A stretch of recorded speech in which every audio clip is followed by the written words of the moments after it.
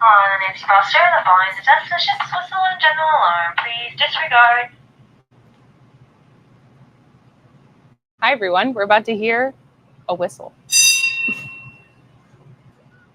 and a follow-up. Now, test is complete. Please heed all further alarms. All right. Hello, everyone, and welcome to this special live stream celebrating the 100th anniversary of the Arcturus cruise of 1925. I'm Kate Clemmer, and today we honor a century of discovery and creativity and the people who contributed to both science and art aboard the Arcturus. A special thank you to NOAA Fisheries, the Office of Marine Aviation Operations, the Ocean Exploration Cooperative Institute, and the Inner Space Center at the University of Rhode Island. The Arcturus expedition of 1925 marked an important chapter in ocean exploration. So today we're going to explore their legacy and see how art and science intersect and hear from special guests from the Wildlife Conservation Society. So to give a little bit of context, the Wildlife Conservation Society is a global organization that protects wildlife and wild places in 12 priority regions across the world. And they also manage 4 zoos across New York City and the New York Aquarium. And I want to make an extra special shout out to the New York Aquarium. If it wasn't for them, a lot of this wouldn't have been able to put on, especially from the archival footage from the Wildlife Conservation Society for the Arcturus mission. So thank you so much for being such a special partner to NOAA and being able to really deep dive and tell this incredible story. So joining me now is our Executive Director of WCS Library and Archives from the Wildlife Conservation Society, here to share insights about the historic 1925 Arcturus expedition and the people whose contributions shaped this voyage. So welcome, Madeline, and thank you for being here. Hi, Kate. Thanks so much for having me.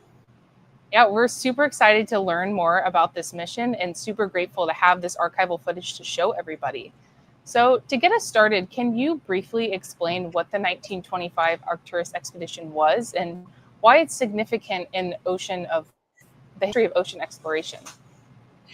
Sure. Well, the Arcturus expedition was the first official oceanographic expedition undertaken by WCS's Department of Tropical Research.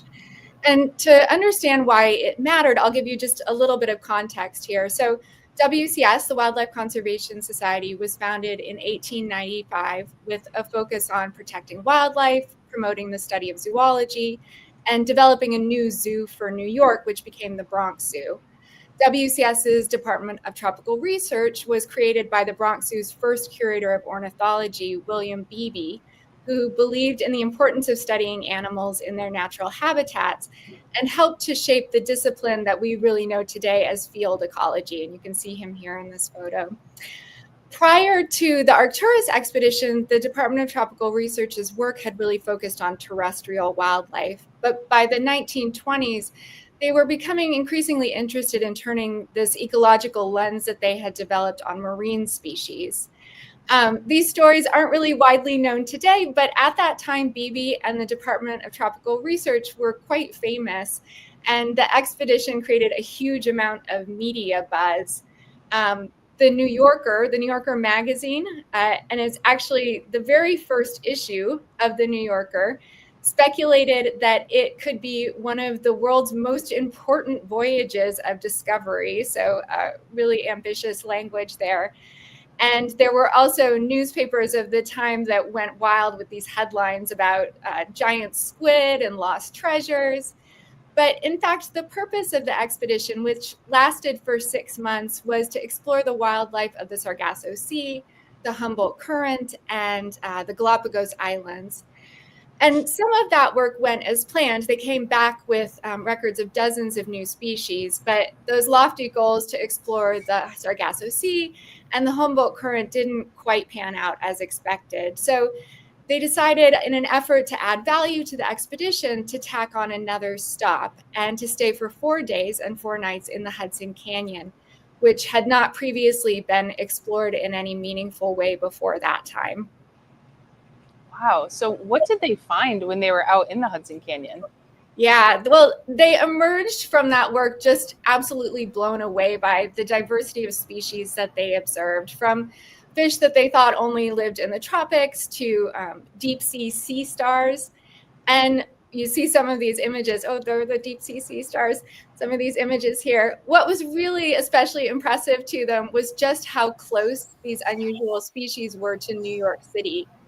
Beebe later writes about this work, and his astonishment at the proximity of this wildlife to New York City is really made clear by the fact in that nearly every paragraph he stresses that this incredible wildlife exists just 100 miles from New York City, or just off New York's doorstep, or my favorite one is just 30 leagues from Broadway. And I recently had the privilege of getting to accompany WCS's New York Seascape team out to the canyon, where they were focusing on sharks. And that phrase 30 leagues from Broadway was just ringing through my head the whole time. As you know, Kate, the Hudson Canyon is such a magical place that feels both a world away from New York City, but also so close. And when you're out there on a boat, you look out onto this vast, expansive space that might give the impression of being empty, but it really doesn't take much to see just how busy those waters are, both ecologically and economically too. So throughout the day in the far off distance, we could see commercial and recreational fishing vessels. And then throughout the day, we also got to see the vibrancy of the canyon's wildlife, from a tiny sargasso crab who we saw making his way from weed to weed, to bottlenose dolphins that were slicing through the waves, to short-fin mako sharks. And we even got to see a manta ray, which was really incredible. Wow, that is really incredible to hear. Just the way you're telling the story too. It's just so exciting to hear about what happened 100 years ago, and then even your experience going out into the Hudson Canyon. So I know one of the other significant aspects of the Arcturus expedition was that it included women. Could you tell us a little bit more about that? Yeah, so one of the most groundbreaking aspects of this expedition is the fact that 6 of these 17 Department of Tropical staff members were women.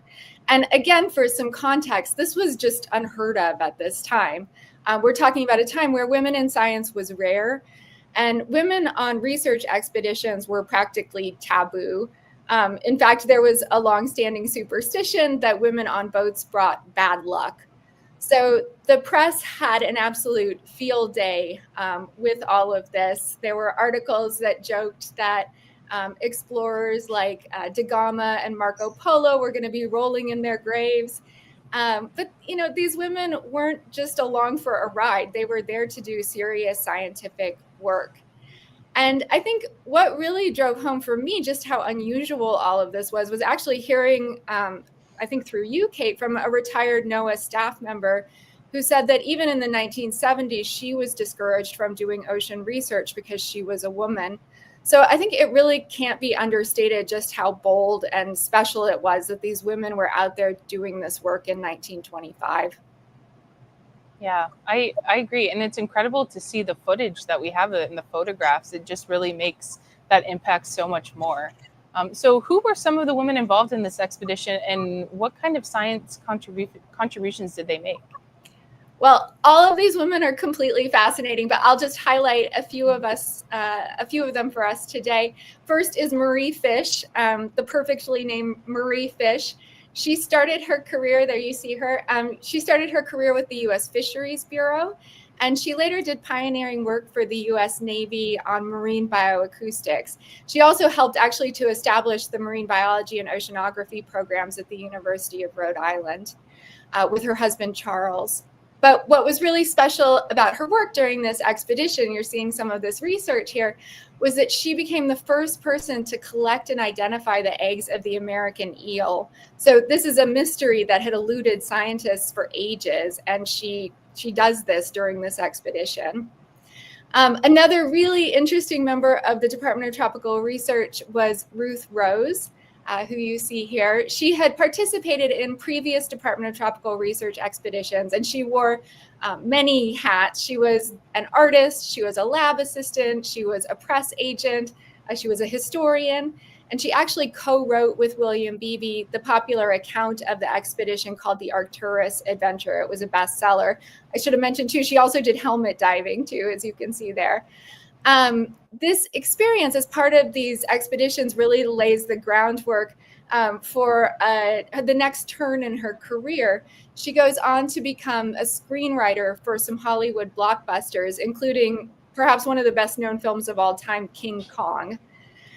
And then finally, just a couple of other women I'll mention here too are Isabel Cooper and Helen T. Van, who were scientific artists with the expedition. You can see Isabel Cooper here. In 1925, of course, color photography and underwater photography were really in their earliest infancy. So these highly skilled artists, Isabel Cooper and Helen T. Van, were absolutely crucial to documenting the species that the group was encountering on this expedition.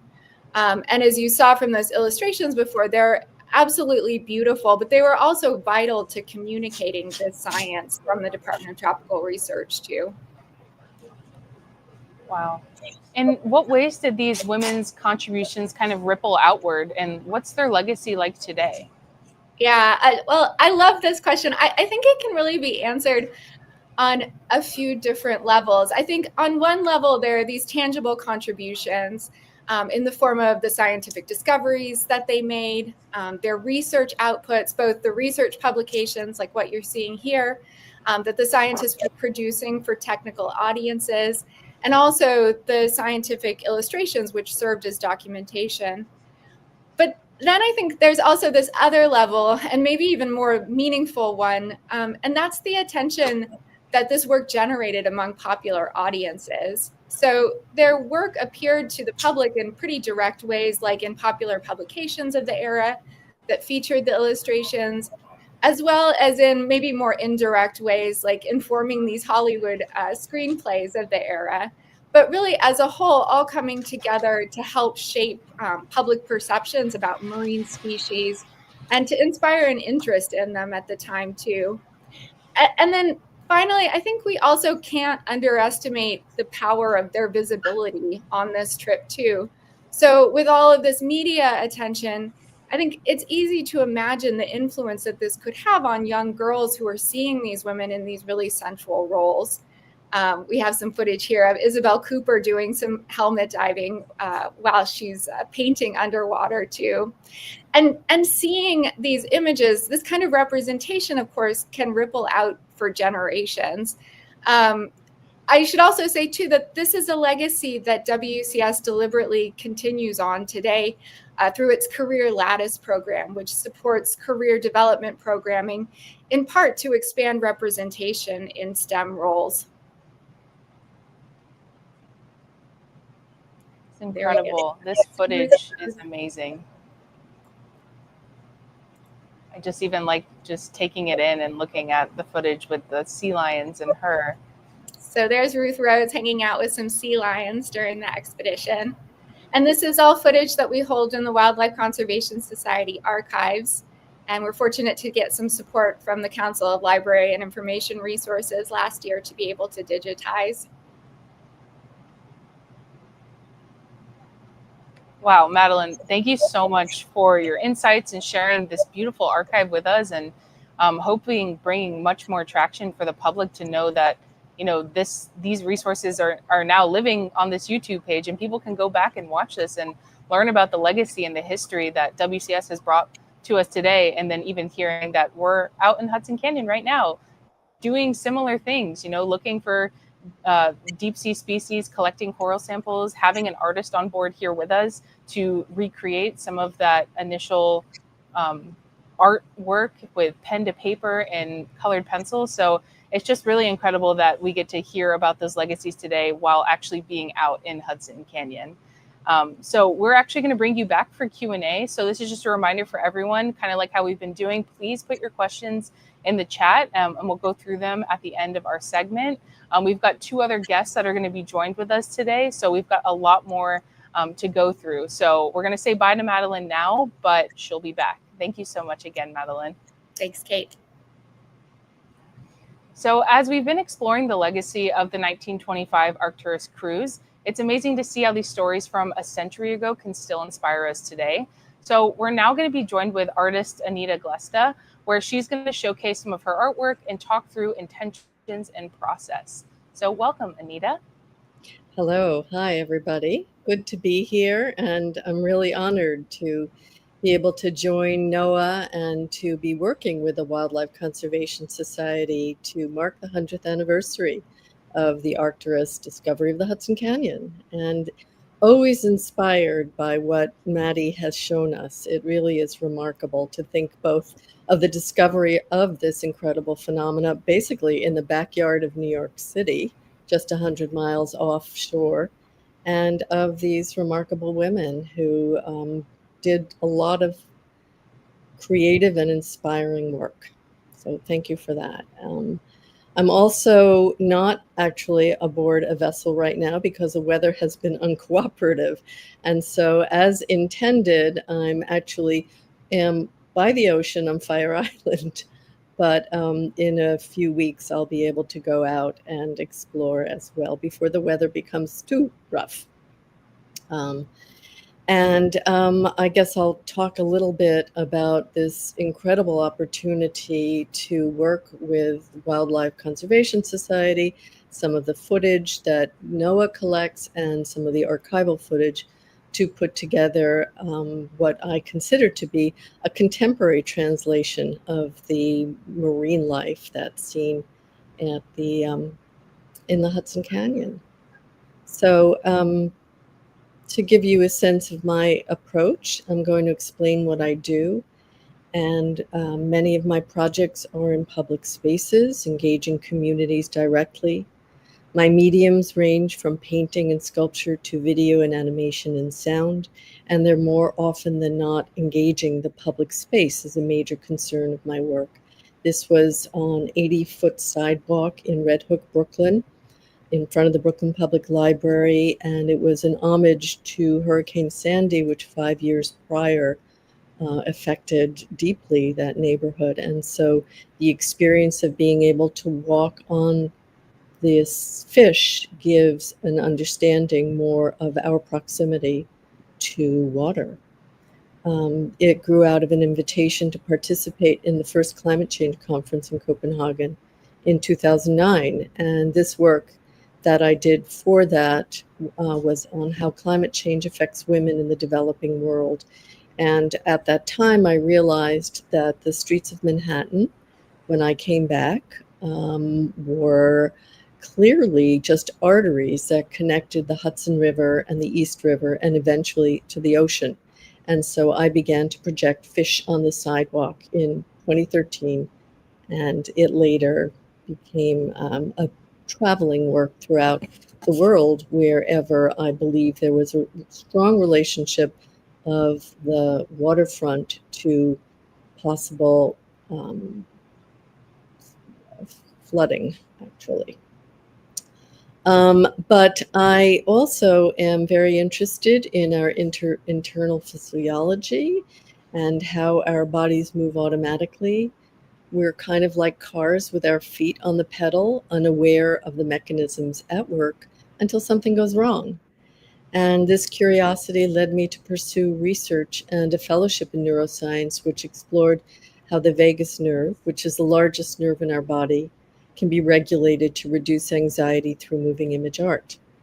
And one outcome of Unnerved was that it was commissioned by the Big Anxiety Festival in Melbourne, Australia, and was an outdoor public installation in a downtown plaza. And it invited people through color and a depiction of the internal system to be a vehicle of communication to understand the science of our physiology and really think about what exists under the surface, not unlike what exists under the surface of our oceans that we rarely think about. But there's a whole universe beneath our skin and a universe beneath the ocean surface.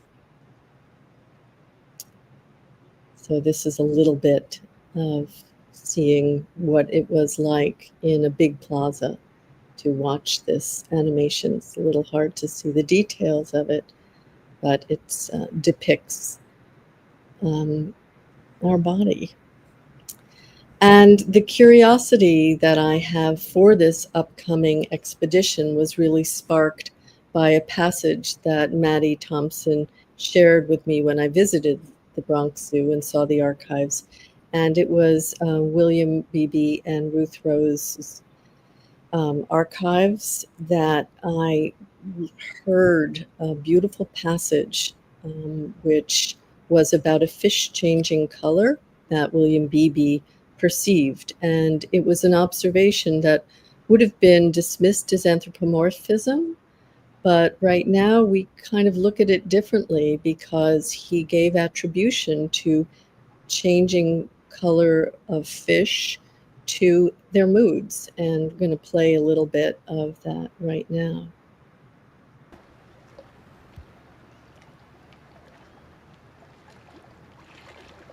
At times, but I am certain never through fear, he turned a strong saffron yellow, while at the approach of death, as weakness seized upon fins and gills, the little spectrum palette of his body was slowly dimmed, and a veil of silvery gray dawn over all his scales. Through every pigmental vicissitude, every color emotion, only his golden eve and scarlet tail remained unchanged. This little Joseph of the sea was one of the greatest delights, and in his scant 2 inches I saw and respected what to me typified fearlessness, dignity, poise, adaptation, besides incredibly kaleidoscopic beauty.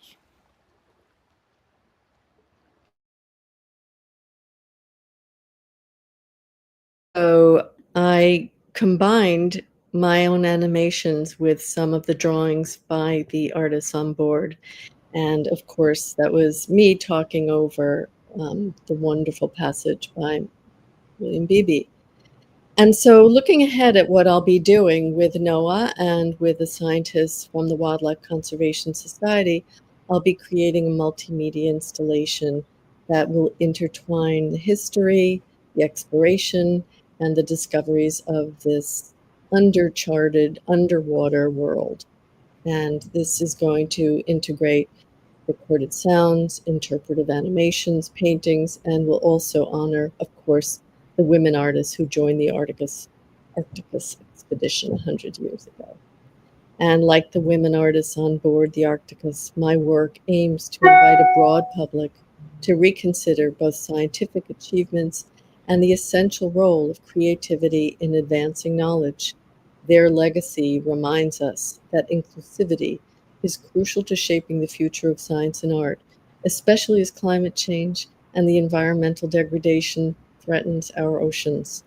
And upon returning from the expedition, I'm going to produce a multimedia installation and a short film that's going to weave together the discovery and artistic interpretation and the urgent importance of protecting the vibrant ecosystems of New York City's own backyard. And I'm especially excited to learn how to speak whale, to begin understanding the nuanced languages whales use with one another, and to share these forms of communication with a wider audience. My goal isn't to solve the mysteries of the ocean, but it is to draw attention to its wonder, to offer glimpses into a world that is both astonishingly foreign and deeply connected to our own. So I think it's amazing to think about this parallel universe while we're on land, and that there is this incredible place that we can think about, listen to, and perhaps be able to look at more closely, thanks to some of the imagery that we're being given right now. Noah, thank you. Wow, Anita, what powerful pieces. And thank you for bringing history and art together in such a meaningful way, and also bringing in science as well. Like, it's such a beautiful marriage of all 3 things, especially from what we got to hear about today in the Arcturus. I'd actually love to hear more from you about your inspiration and process. Can you tell us what drew you to the story of the Arcturus expedition and how you approached turning it into this creative project you kind of spoke about? Well, when I learned, actually, through a talk from the aquarium from Noah Chestnut about this incredible, deep world that was just outside of New York City, I thought, this is really remarkable. And I often think that what scientists and artists share is not only the interest and curiosity of, in general, in their temperaments, but also with phenomenon. And so this struck me, as it does to all of you scientists, that this is a particular kind of phenomenon that I, being an artist who works a lot in the public, would like to share. And so that initially was what garnered my interest. And then I was able to go to actually meet Madeline Thompson and see the archives and listen to the stories. And I was blown away, as I'm sure everybody who sees these images are, by how extraordinary this story is in itself.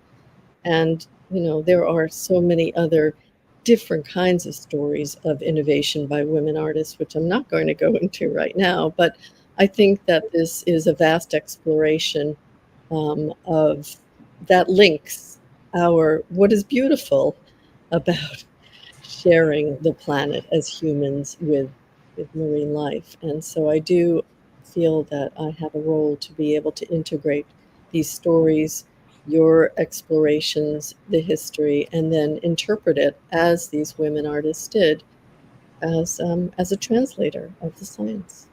I hope. Wow. I'm Thank you so honored. much, Anita. You're so poetic. So just you talking about the work and the art, it makes me so excited to see what you're going to put together when you go out to the canyon for yourself with WCS and kind of learn from them as well. So thank you so much again. We're going to bring you back for Q&A. But for now, we're going to say bye to Anita, and we're actually going to hear from our next guest, who is Matt McIntosh. So throughout this research cruise, NOAA artist Matt McIntosh has been capturing the science, the ship, the spirit of exploration through his artwork. His pieces don't just reflect what's happening out here at sea, but they help us see oceanography from a new perspective. So we're actually going to take a look at some of Matt's work and hear from him about how art and science come together on this expedition.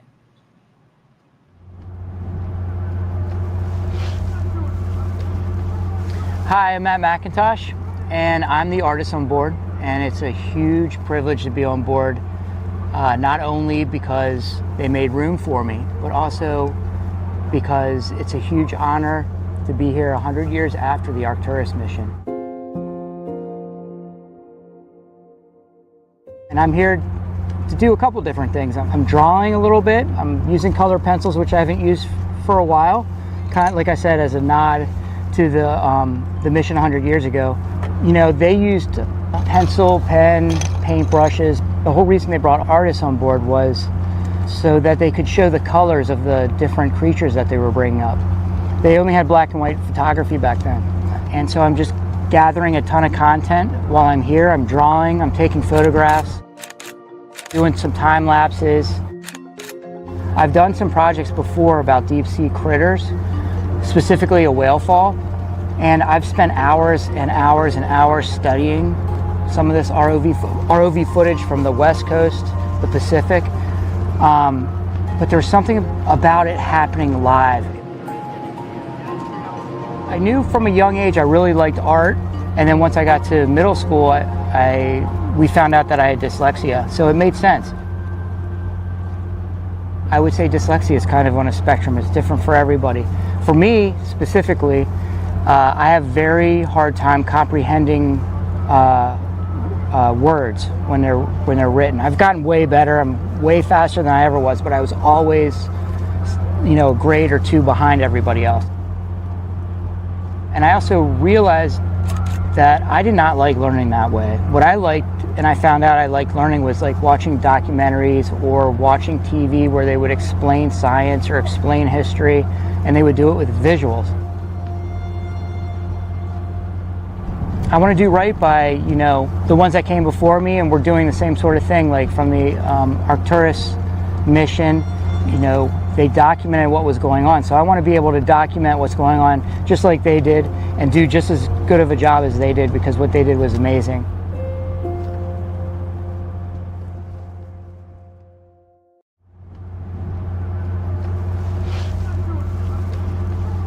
Hi.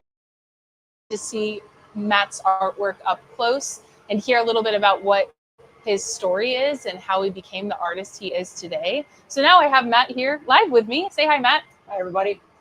So Matt's going to take us around his little workstation and show us the type of art that he's been doing, whether that's been with photos, a drone, with pen and paper, colored pencils. But on our way, Matt actually wants to point out a few of his artwork that's actually on board the ship. How did that make you feel when you walked onto the ship and saw it? I mean, that made me really proud and happy. As soon as I got on the ship, this is pretty much one of the first places I went to. It was the wet and dry lab. And as I was turning the corner, I saw one of our posters. And it just made me excited and happy that they actually, it's being utilized, and everyone seems to really like them. And then when I went inside, I saw even a few more. So yeah, we've been doing a poster for the National Marine Sanctuary's 50th anniversary, and we have one for each site. So I've been illustrating. And when I came in here, it was just really neat to see them. And when we would tell people that I did them, they would be kind of surprised. So it was really exciting to see people's reaction. Yeah, and we've been walking around the boat and being like, hey, did you know this guy? He's an artist. He made these. And they're like, oh my God, no way, he's on the boat. So it's really cool to know that Matt's art is bringing a sense of camaraderie and peace to people on here, especially when life at sea can sometimes be a little bit hard. So it's nice to be able to have some color around, and it's really cool for Matt to get to see his artwork up close like this when it was completely unexpected. So Matt, why don't you show us your workstation? Yeah, sounds good. It's this way.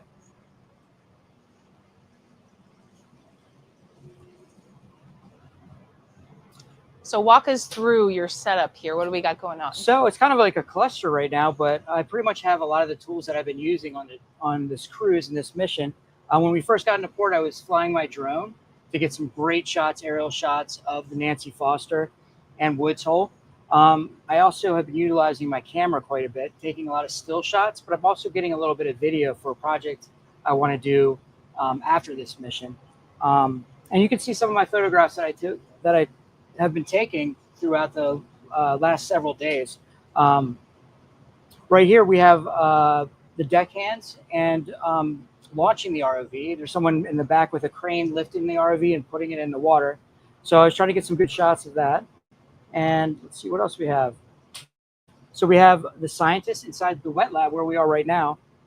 As soon as the ROV would come up, it's really interesting. The scientists would go out and they're very excited to get their hands on the specimens so they can bring them into this wet lab and process these specimens. Right here we see a deep sea coral.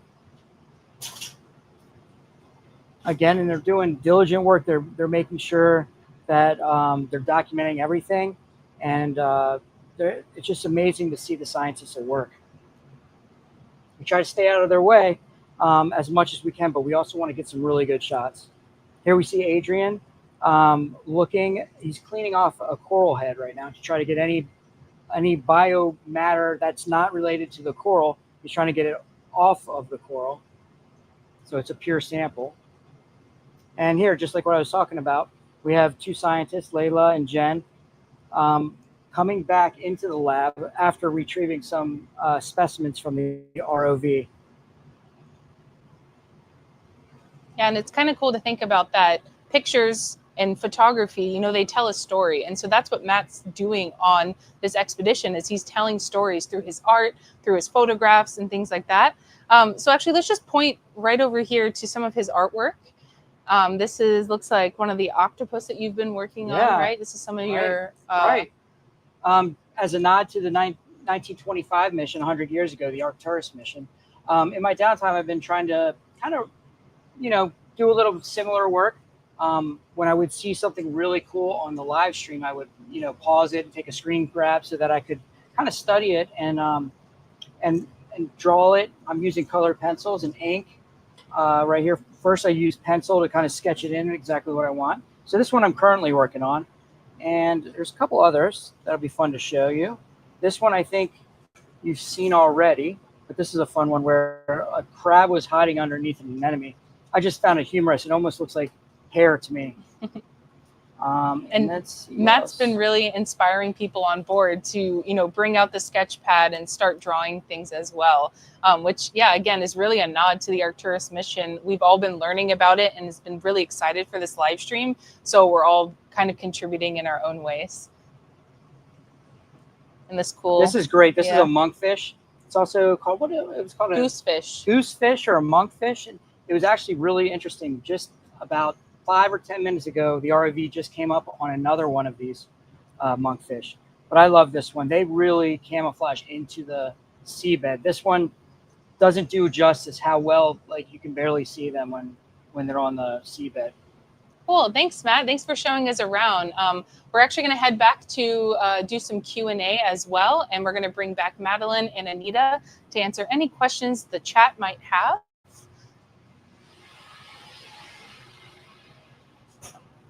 Let's see.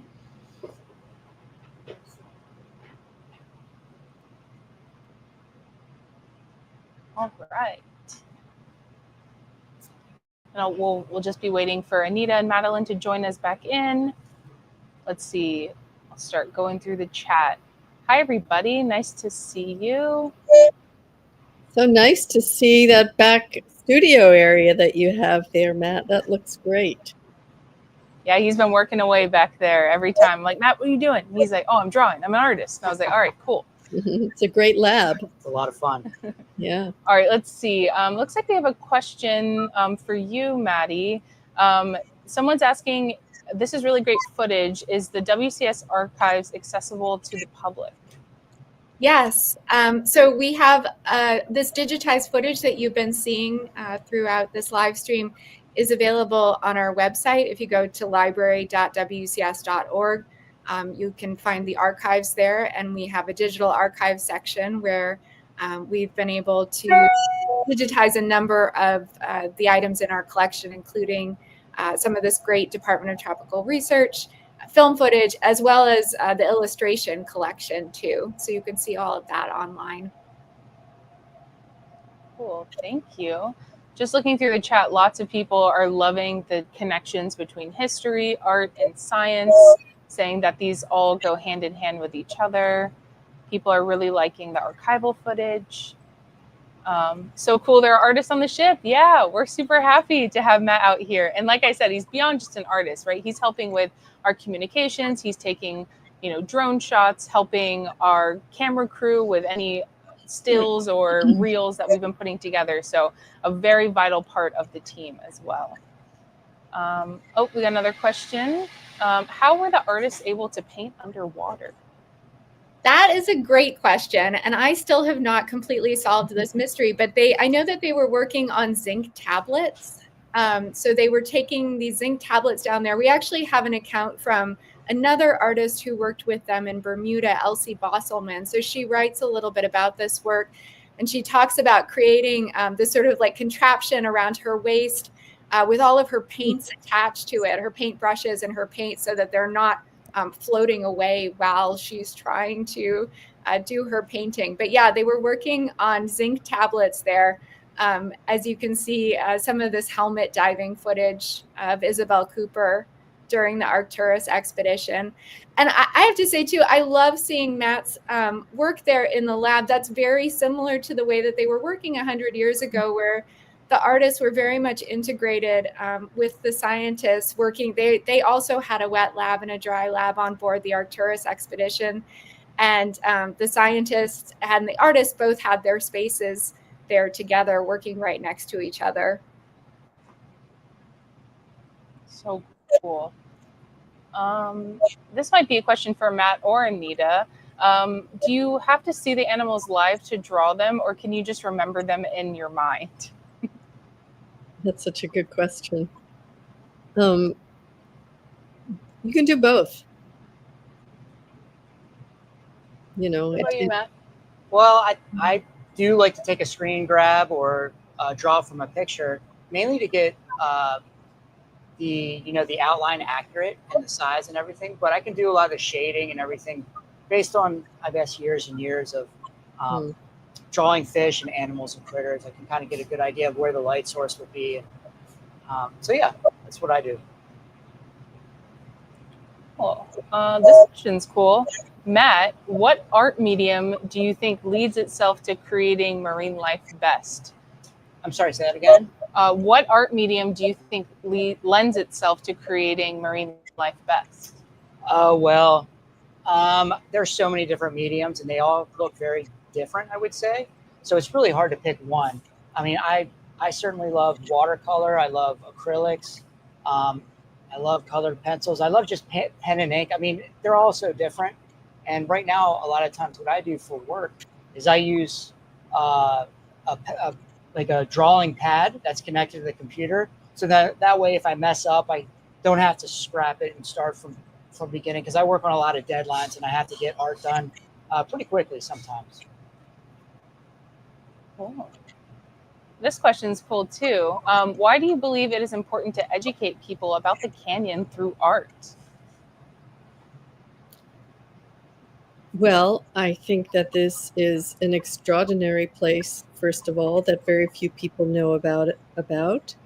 I think that as an artist, we're able to expose aspects that are not necessarily so easily and warmly received by scientists, nothing personal to the scientists, but it can, in a way, be humanized through art. And I think that in particular, the canyon being such an extraordinary phenomenon right in outside between New York and New Jersey, and so precious to our ecology right now, I do feel that it's a great role for an artist to be able to expose this and invite people to see what's so amazing, the diversity of marine life that this canyon has. For example, very few people know about the amount of sharks and whales and coral is actually right outside of New York. And this discovery is going to bring in all sorts of other information that has not been known. So we have a mission to be able to, as artists, give exposure, I guess is the best word, to this extraordinary place. That's Yeah, and I'm beautiful. even seeing Look at that. some people in the chat saying, I love how art can help translate the science for the general public, just as you were saying, Anita. And yeah, just kind of taking a step back and looking at some of this footage we've got. Like, how could you not want to interpret this in any way you see fit? Yeah. Oh. Again, that looks like a Disney cartoon. It does. All right.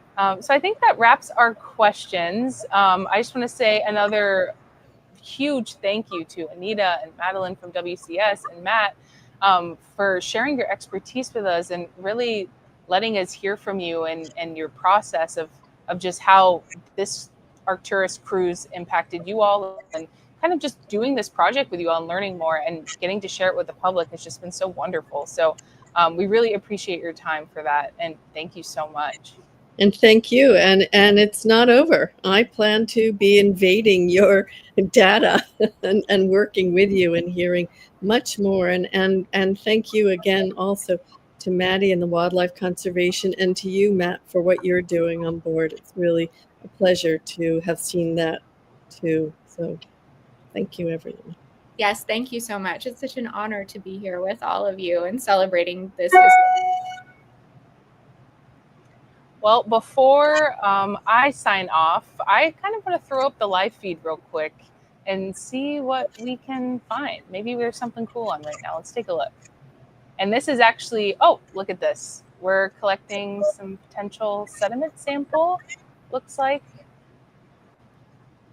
And if you saw the live stream from this past Friday, that's where we kind of broke down the ROV and all the mechanics and what it can do. So this is the manipulator arm that's being controlled from the ROV van. Looking like it's interested in something. You know, we have Dr. Layla Hamden up there kind of calling the shots of being like, I want that, get me that. So that's assuming that's what's going on up there. So I'm not sure what they're interested in, but potentially something. You know, and this is kind of sets us up well for our final live stream, which is going to be this coming Thursday at noon. It'll kind of be a highlights, wrap up, everything that we've kind of done, some celebrations, and honestly, the greatest hits from what we've seen so far on this ROV dive. We've had so many different discoveries of just like cool critters down below, gotten lots of different coral samples and sediment as well. So we're going to kind of take you through the lab, what those samples look like once they've come to land, and hear from another one of our scientists as well. So this is kind of like a good way to end today, is to kind of get you excited to see all of the best hits for Thursday.